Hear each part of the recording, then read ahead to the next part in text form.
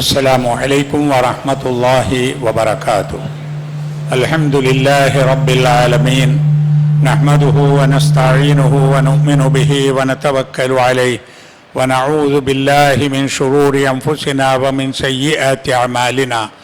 من يهد الله فلا مضل له ومن يضلل فلا هادي له، وأشهد أن لا إله إلا الله وحده لا شريك له، وأشهد أن محمدا عبده ورسوله. اللهم صل على محمد وعلى آل محمد كما صليت على إبراهيم وعلى آل إبراهيم، وبارك على محمد وعلى آل محمد كما باركت على إبراهيم وعلى آل إبراهيم إنك حميد مجيد. أما بعد، فإن خير الحديث كتاب الله، وخير الهدي هدي محمد صلى الله عليه وسلم، وشر الأمور محدثاتها، فكل محدثة بدعة وكل بدعة ضلالة. أعوذ بالله من الشيطان الرجيم. بسم الله الرحمن الرحيم. يا أيها الذين آمنوا اتقوا الله حق تقاته ولا تموتن إلا وأنتم مسلمون. الله أكبر الله أكبر الله أكبر، لا إله إلا الله والله أكبر، الله أكبر ولله الحمد. ബഹുമാന്യരായ സഹോദരന്മാരെ, സഹോദരികളെ, ഈ ബലിപ്പെരുന്നാളിൻ്റെ സുപ്രഭാതത്തിൽ എല്ലാവർക്കും ഊഷ്മളമായ പെരുന്നാൾ ആശംസകൾ നേരുകയാണ്. നമുക്കെല്ലാവർക്കും സന്തോഷത്തോടും സമാധാനത്തോടും കൂടി ഈ പെരുന്നാൾ ആഘോഷിക്കുവാനും ജീവിക്കുവാനുമുള്ള സൗഭാഗ്യം അല്ലാഹു തആല നൽകി അനുഗ്രഹിക്കുമാറാവട്ടെ. ബലിപ്പെരുന്നാൾ നടക്കുന്നത് ഹജ്ജിൻ്റെ പശ്ചാത്തലത്തിലാണ്. മക്കയിൽ ഏതാണ്ട് 20 ലക്ഷത്തോളം ഹാജിമാർ ഒരുമിച്ചുകൂടി ഹജ്ജ് കർമ്മം നിർവഹിച്ചുകൊണ്ടിരിക്കുകയാണ്. ഹജ്ജിൽ നിന്ന് നമുക്ക് ഉൾക്കൊള്ളാനുള്ള ഒരു വലിയ പാഠം ഹജ്ജ് ഏകമാനവികതയുടെ സന്ദേശമാണ് എന്നതാണ്. മനുഷ്യ സമത്വത്തിൻ്റെ സന്ദേശമാണ് എന്നതാണ്. ആ സന്ദേശത്തിന്, ആ പാഠത്തിന് ഇന്ന് ഈ കാലത്ത് ഏറെ പ്രസക്തിയുണ്ട്. നബി തിരുമേനി സല്ലല്ലാഹു അലൈഹി വസല്ലമ ഹജ്ജ് വേളയിൽ അറഫയിലും മിനായിലും വെച്ച് മനുഷ്യലോകത്തെ വിളിച്ചുകൊണ്ട് ഒരു പ്രഖ്യാപനം നടത്തി. ആ പ്രഖ്യാപനം മുസ്ലിങ്ങളെ എന്ന് പറഞ്ഞുകൊണ്ടല്ല, വിശ്വാസികളെ എന്ന് പറഞ്ഞുകൊണ്ടുമല്ല, അയ്യുഹന്നാസ്, അല്ലയോ ജനങ്ങളെ, ജനങ്ങളെ എന്ന് വിളിച്ചുകൊണ്ട് നബി തിരുമേനി സല്ലല്ലാഹു അലൈഹി വസല്ലമ നടത്തിയ പ്രഭാഷണങ്ങൾ അത് മുഴുവനും മനുഷ്യർക്കിടയിൽ നിലനിൽക്കേണ്ട ഐക്യവും സ്നേഹവും സാഹോദര്യവും മാനവികതയും പ്രഖ്യാപിക്കുന്നതായിരുന്നു. ഈ പെരുന്നാൾ നമുക്കിടയിൽ അത്തരത്തിലുള്ള സമാധാനത്തിൻ്റെ സന്ദേശം പ്രചരിപ്പിക്കുവാൻ ഉള്ള ഒരു അസുലഭ അവസരമായി നാം ഉപയോഗപ്പെടുത്തണം. അതിനുവേണ്ടി നാം പ്രവർത്തിക്കുകയും ചെയ്യണം. പെരുന്നാൾ സുദിനത്തിൽ നാം ഏറ്റവും അധികം പറയുന്നത് തക്ബീർ ധ്വനികളാണ്. അല്ലാഹു അക്ബർ അല്ലാഹു അക്ബർ അല്ലാഹു അക്ബർ, ലാ ഇലാഹ ഇല്ലല്ലാഹു അല്ലാഹു അക്ബർ, അല്ലാഹു അക്ബർ വലില്ലാഹിൽ ഹംദ്. ഈ തക്ബീർ ധ്വനികളാണ് ലോകമെമ്പാടും ഈ പെരുന്നാൾ ദിവസങ്ങളിൽ മുസ്ലിങ്ങൾ ഏറ്റവും അധികം പറഞ്ഞുകൊണ്ടിരിക്കുന്നത്. അതാണ് ഈ പെരുന്നാളിൻ്റെ സന്ദേശങ്ങളുടെ ഏറ്റവും പ്രധാനപ്പെട്ട സന്ദേശം. അല്ലാഹു ആണ് ഏറ്റവും വലിയവൻ. അല്ലാഹു അല്ലാതെ ആരാധനക്കർഹനായി ആരുമില്ല. എല്ലാ സ്തുതികളും എല്ലാ അനുഗ്രഹങ്ങളും എല്ലാ അധികാരവും ആ അള്ളാഹുവിനുള്ളതാണ്. അള്ളാഹുവിൻ്റെ ഉടമസ്ഥതയിലുള്ളതാണ്, അള്ളാഹുവിലേക്കുള്ളതാണ് എന്നതാണ് ഈ പ്രഖ്യാപനം. നോക്കൂ, മനുഷ്യർക്കിടയിൽ ആരാണ് വലിയവൻ എന്ന് സ്ഥാപിക്കുവാനുള്ള ശ്രമങ്ങൾ നടക്കുന്നു. വലിയ നിലക്കുള്ള ശ്രമങ്ങൾ, അത് രാഷ്ട്രങ്ങൾ തമ്മിൽ, രാഷ്ട്രീയ പ്രസ്ഥാനങ്ങൾ തമ്മിൽ, മതസമൂഹങ്ങൾ തമ്മിൽ, ഭാഷാ സമൂഹങ്ങൾ തമ്മിൽ, സമുദായങ്ങൾ തമ്മിലൊക്കെ, അതുപോലെ വ്യക്തികൾ തമ്മിൽ ഒക്കെ തന്നെയും ആരാണ് വലിയവൻ? ഞാനാണോ അവനാണോ? ഞങ്ങളാണോ അവരാണോ വലിയവൻ? ആ വലിപ്പത്തരം സ്ഥാപിക്കുവാൻ വേണ്ടിയിട്ടുള്ള കലഹമാണ്, അക്രമമാണ്, യുദ്ധം നടന്നുകൊണ്ടിരിക്കുകയാണ്. ഇവിടെയാണ് നമ്മൾ ആരും വലിയവരല്ല. നമ്മളൊക്കെ ഏറ്റവും വലിയവനായ അള്ളാഹുവിന്റെ മുമ്പിൽ ചെറിയവരാണ്. നമ്മുടെ ആയുസ്സിന് തുടക്കവും ഒടുക്കവും ഉണ്ട്. ഓരോ മനുഷ്യനും ഈ ഭൂമിയിൽ ജീവിക്കുവാനുള്ള സമയം നിർണിതമാണ്. അതിനിടയിൽ നല്ല മനുഷ്യരായി സ്നേഹത്തോടുകൂടി എല്ലാവരെയും ബഹുമാനിച്ചുകൊണ്ട് എല്ലാവർക്കും നന്മ ചെയ്തുകൊണ്ട് ജീവിക്കുക എന്നതാണ് ഏറ്റവും പ്രധാനം. നബി തിരുമേനി സല്ലല്ലാഹു അലൈഹി വസല്ലമയുടെ അറഫ പ്രസംഗത്തിൽ ചൂഷണങ്ങൾക്കെതിരെ പല വിഷയങ്ങളും പറഞ്ഞിട്ടുണ്ട്. ഇന്ന് ഏറ്റവും വലിയ ചൂഷണം നടക്കുന്നത് ദൈവത്തിൻ്റെ പേരിലുള്ള ചൂഷണമാണ്. എല്ലാവർക്കും അറിയാവുന്നതാണ്.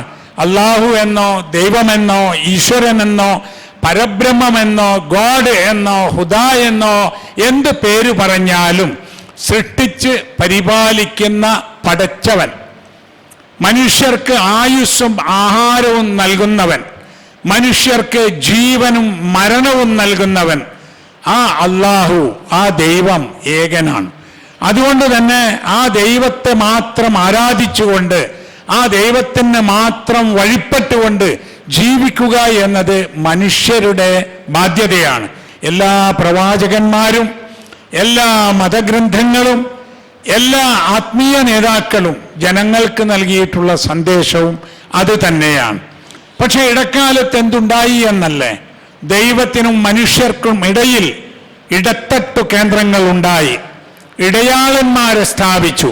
അങ്ങനെ ആരാധനകൾ നേർക്കുനേരെ ദൈവത്തിലേക്ക് എത്തിക്കേണ്ടതിന് പകരം ഈ ഇടത്താവളങ്ങൾക്കും ഇടയാളന്മാർക്കും ആരാധനകൾ നൽകുകയും അവർക്ക് കാണിക്കയും നേർച്ചപ്പണവും നൽകുകയും അവരിലേക്ക് വഴിപാടുകൾ നടത്തുകയും അങ്ങനെ മനുഷ്യന്റെ എല്ലാ നന്മ തിന്മകളും ഇത്തരത്തിലുള്ള ആളുകളാണ് ചെയ്യുന്നത് എന്ന് ബോധ്യപ്പെടുത്തുകയും ചെയ്ത് മനുഷ്യനെ ചൂഷണം ചെയ്യാൻ എല്ലാ മതവിഭാഗങ്ങളിലും പെട്ട ആളുകൾ, പ്രത്യേകിച്ച് പൗരോഹിത്യം ശ്രമിച്ചുകൊണ്ടിരിക്കുന്ന ഒരു സമയമാണിത്.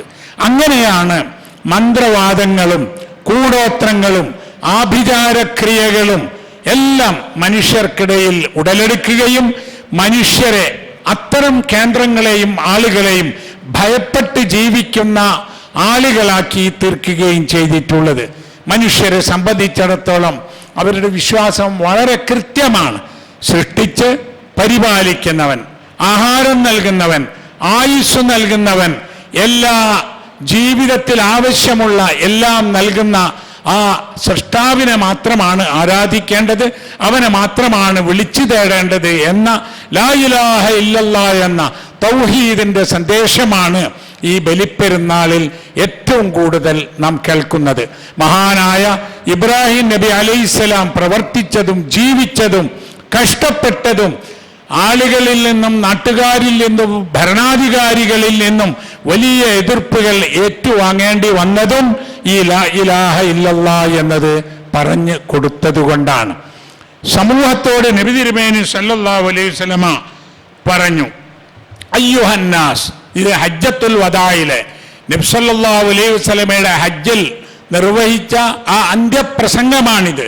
അയ്യുഹന്നാസ് ഇസ്മഉ ഖൗലി, അല്ലയോ ജനങ്ങളെ, ഇത് ലോകത്തോടുള്ള ഒരു പ്രഖ്യാപനമാണ്. നിങ്ങൾ എൻ്റെ വാക്കുകൾ കേൾക്കുക. ഫഇന്നി ലാ അദ്രി ലഅല്ലി ലാ അൽഖാകും ബഅദ ആമി ഹാദാ ബിഹാദൽ മൗഖിഫ് അബദ.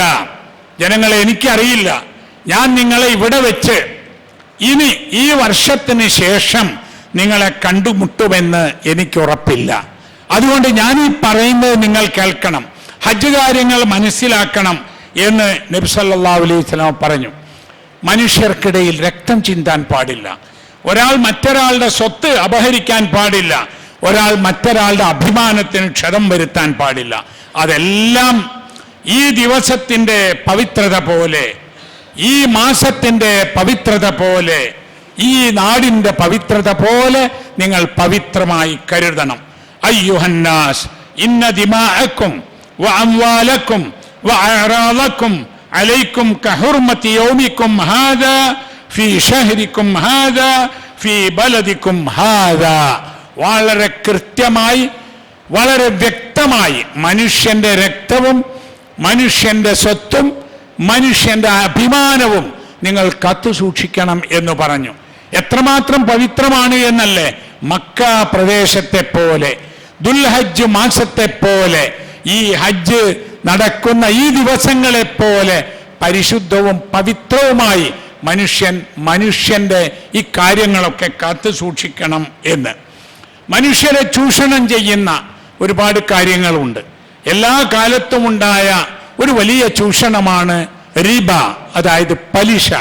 മനുഷ്യൻ അത്യാവശ്യത്തിന് ആളുകളോട് കടം മേടിക്കുമ്പോൾ, ആളുകൾ കടം കൊടുക്കുമ്പോൾ അത് തിരിച്ചു വാങ്ങുന്ന സന്ദർഭത്തിൽ വാങ്ങിയതിനേക്കാൾ അധികം വാങ്ങുക എന്നതാണ് റിബ എന്നതുകൊണ്ട് ഉദ്ദേശിക്കുന്നത്. അത് അവിടെ വെച്ച് നിരോധിച്ചു, അവിടെ വെച്ച് അത് ദുർബലപ്പെടുത്തി. പലിശ വാങ്ങരുത് എന്ന് ആദ്യകാലത്ത് നിയമം വന്നിരുന്നു. എന്നാൽ പലിശ കൊടുക്കേണ്ടതില്ല എന്ന് അവസാനം ഈ ഹജ്ജത്തുൽ വദായിലാണ് പറയുന്നത്. അല വഇന്ന കുല്ല ഷൈഇൻ മിൻ അംരിൽ ജാഹിലിയ്യത്തി മൗദൂഅ.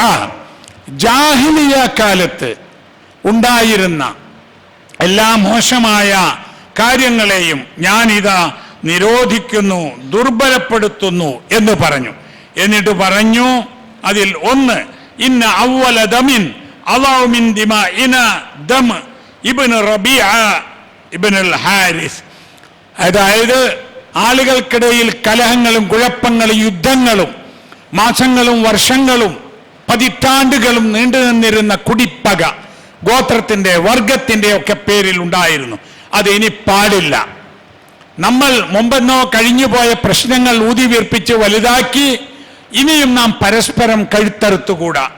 അതുകൊണ്ട് അത്തരത്തിലുള്ള രക്തപ്പക ഞാനിത് അവസാനിപ്പിക്കുന്നു. അത് ആദ്യം അവസാനിപ്പിക്കുന്നത് സ്വന്തം കുടുംബത്തിൽപ്പെട്ട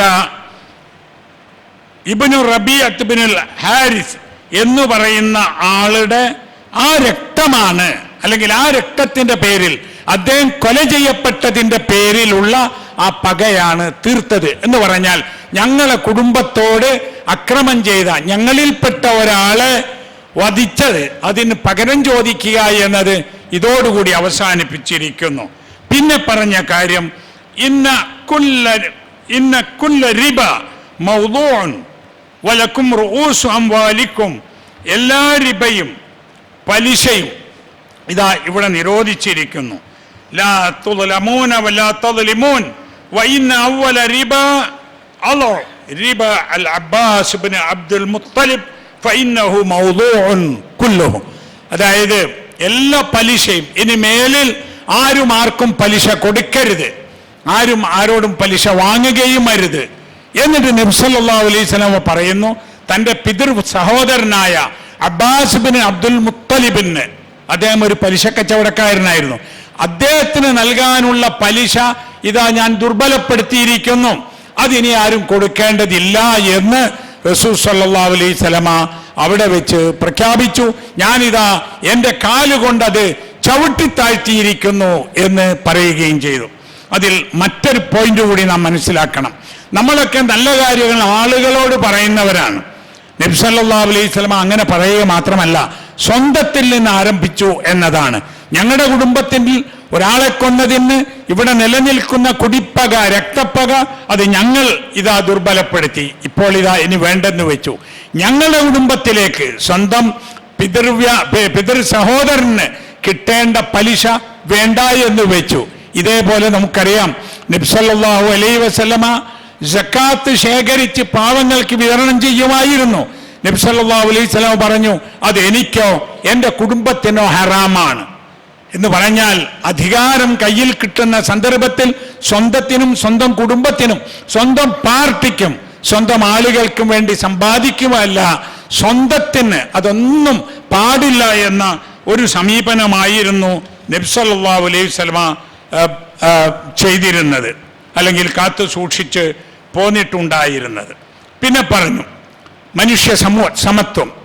യാ അയ്യുഹന്നാസ് ഇന്ന റബ്ബക്കും വാഹിദ് വ ഇന്ന അബാക്കും വാഹിദ്. ജനങ്ങളെ, നിങ്ങളുടെ രക്ഷിതാവ് ഒരുവനാണ്, നിങ്ങളുടെ പിതാവ് ഒരുവനാണ്. അലാ ലാ ഫളല ലി അറബിയ്യിൻ അലാ അജമിയ്യിൻ.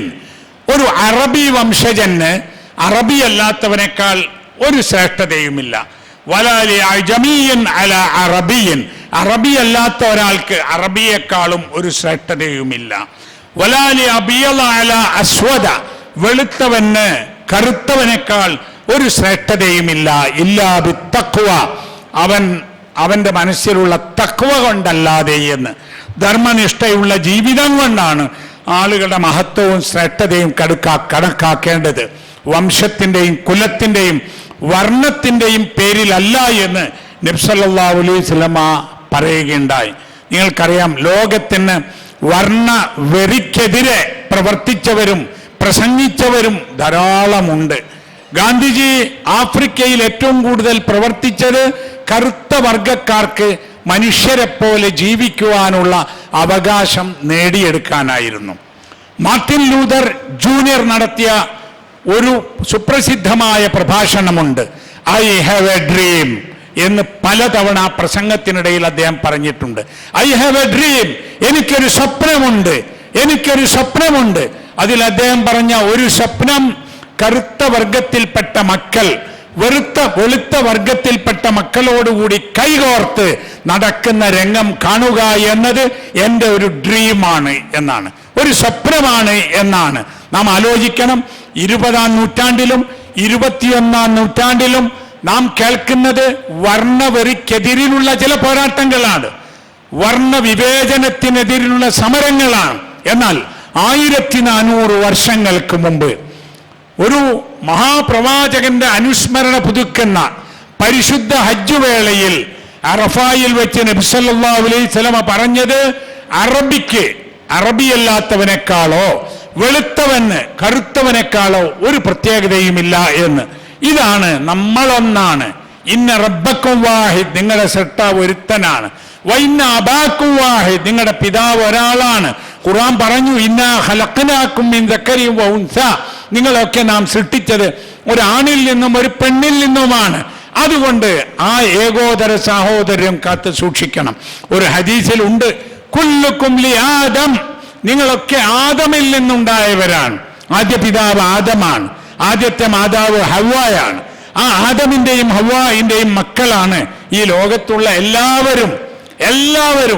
അതിൽ മുസ്ലിങ്ങളും മുസ്ലിങ്ങളല്ലാത്തവരും, അതിൽ അറബികളും ഇന്ത്യക്കാരും അമേരിക്കക്കാരും മറ്റുള്ളവരും, അതിൽ വിവിധ വർണ്ണത്തിലുള്ളവരും വിവിധ ഭാഷ സംസാരിക്കുന്നവരും എല്ലാം കുല്ലുക്കും ലി ആദം, നിങ്ങളൊക്കെ ആദമിൽ നിന്നുള്ളവരാണ്.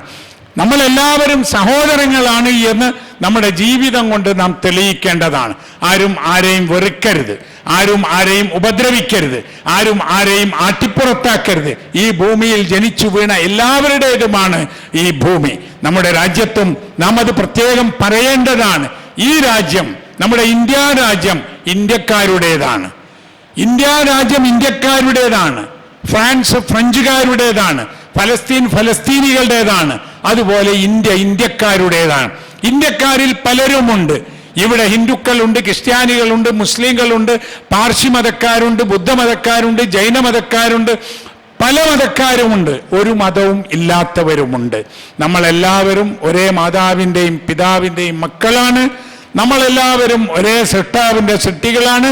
നമ്മളെല്ലാവരും ഈ ഇന്ത്യ മഹാരാജ്യത്തെ പൗരന്മാരാണ് എന്ന നിലക്കാണ് നാം ഇവിടെ ജീവിച്ചു പോരേണ്ടത്.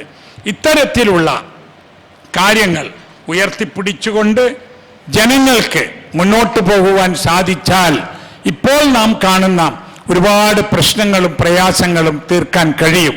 നോക്കൂ, ഇന്ന് ലോകം വലിയ പ്രതിസന്ധിയിലാണ്. മധ്യപൗരസ്ത്യ ദേശത്ത് ഗൾഫ് രാജ്യങ്ങളിൽ ഉണ്ടായിട്ടുള്ള യുദ്ധം, ആ യുദ്ധത്തിന്റെ കാരണക്കാർ ആരാണ് എന്ന് എല്ലാവർക്കും അറിയാം. ഇസ്രായേലും അമേരിക്കയുമാണ്.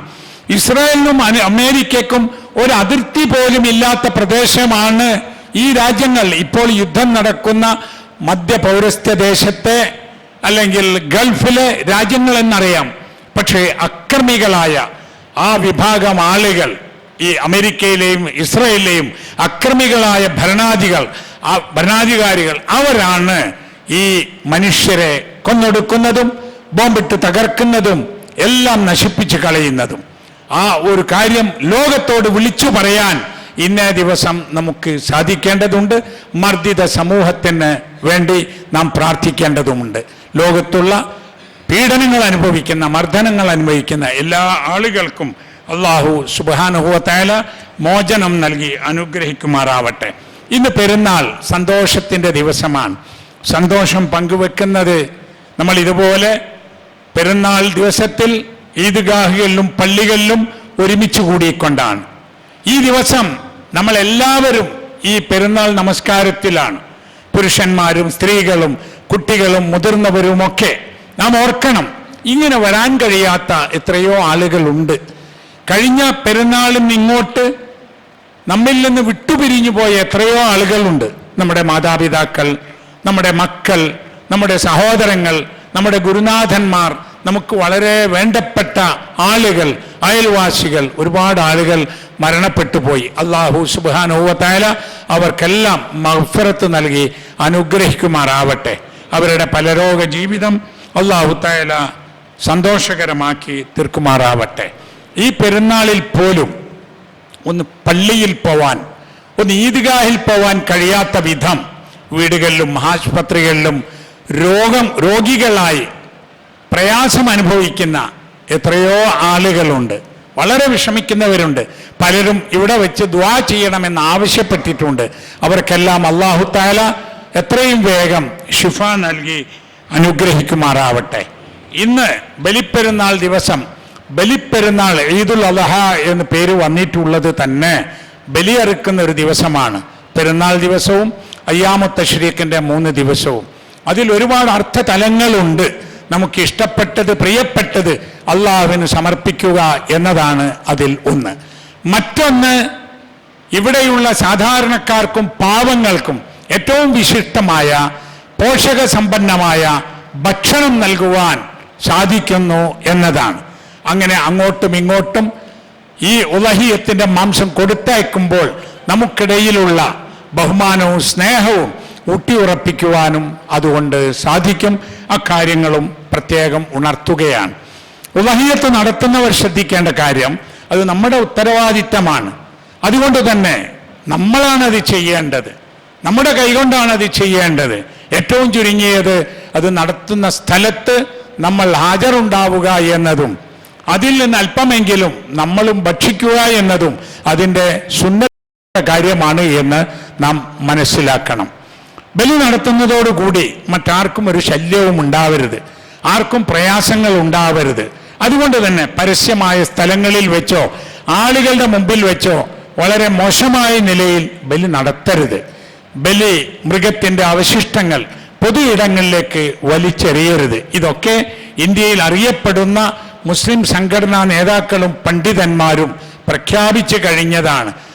ബലി നടത്തുന്നത് നിരോധിച്ച സ്ഥലങ്ങളിൽ അല്ലെങ്കിൽ നിരോധിക്കപ്പെട്ട മൃഗങ്ങളെ അവിടെ വെച്ച് ബലി നടത്തിയിട്ട് പ്രശ്നങ്ങൾ ഉണ്ടാക്കരുത് എന്നും ജംഇയ്യത്തുൽ ഉലമായെ പോലെ, ജംഇയ്യത്ത് അഹ്ലെ ഹദീസിനെ പോലെ, അതുപോലെ വലിയ വലിയ സംഘങ്ങൾ, ജമാഅത്തെ ഇസ്ലാമിയെ പോലെ ഒക്കെയുള്ള വലിയ സംഘങ്ങളുടെ മുതിർന്ന നേതാക്കന്മാർ ഇന്നലെയും മിനിയാന്നുമായി ഇന്ത്യൻ മുസ്ലിങ്ങളോട് ആവശ്യപ്പെട്ടിട്ടുണ്ട്.